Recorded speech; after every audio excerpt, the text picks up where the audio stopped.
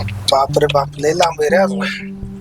मांड्या बोल ना. आजचा ब्लॉग करायचा करू घे, मला तर वाटतं केला पाहिजे.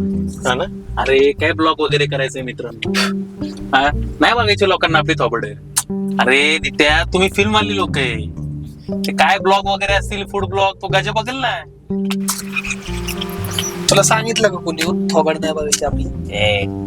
मग काय करू, एक शॉर्ट सिंपल मस्त ब्लॉग करू. लोकांना आवडला नाही आवडला ते जाऊ दे.